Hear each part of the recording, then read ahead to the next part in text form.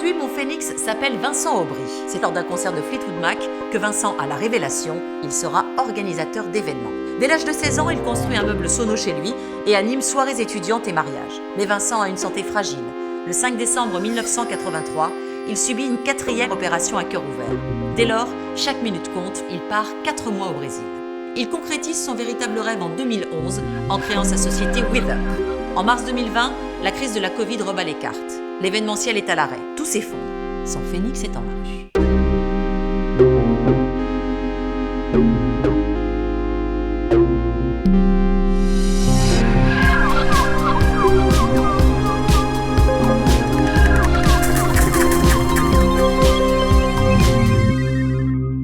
Février 2020, bien avant tout le monde, nos clients commencent à sentir quelque chose. On voit que dans le monde, il y a des pays qui commencent à se confiner.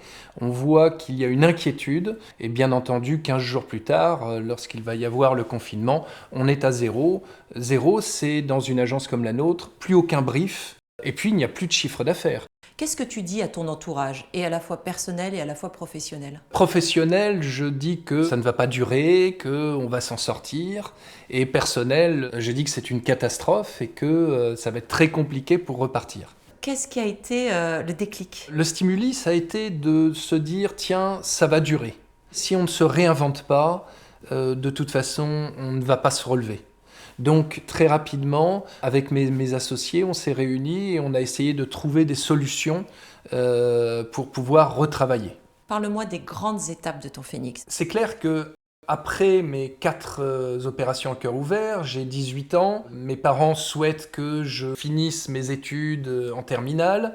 Et moi, plutôt que d'aller dans une maison de repos et de reprendre mes études, je décide de prendre ma vie un petit peu de façon différente. Et je pars au Brésil, normalement pour quelques semaines. Bon, j'y reste plusieurs mois, à réfléchir, à savoir ce que je vais faire de ma vie et ce que j'ai envie. Et c'est là où j'ai réfléchi à des choses qui sont positives, à comment construire un peu la continuité de ma vie.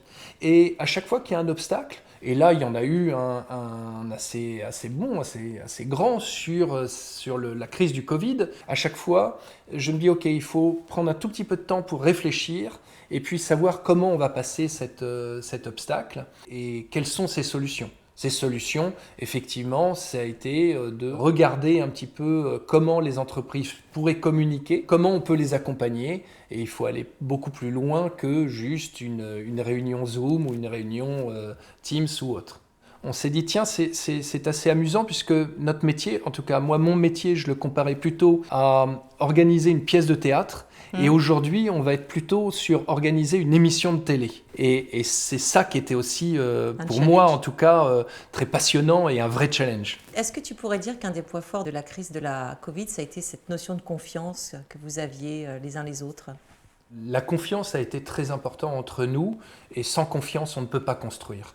Donc il y a un moment donné où c'est important d'accepter aussi parfois des erreurs, d'accepter aussi des choses sur lesquelles nous ne sommes pas d'accord. Mais si on est en confiance entre nous, alors on peut construire des choses vraiment très grandes. Et la confiance, c'est quoi ? La confiance, c'est aussi de pouvoir se dire, vas-y, tu crois en ce projet, vas-y, avance dessus, je te suis. Même si après ça n'aboutit pas, ça n'est pas grave. Vincent, c'est quoi pour toi la réussite ? Alors c'est assez amusant parce que ma fille, je vais me faire aider, m'a écrit il y a quelques années une phrase. Elle me mettait « Le succès ne se mesure pas tellement à la situation à laquelle on est arrivé dans la vie, mais aux obstacles qu'on a dû surmonter pour cela ». Et j'ai trouvé ça très pertinent.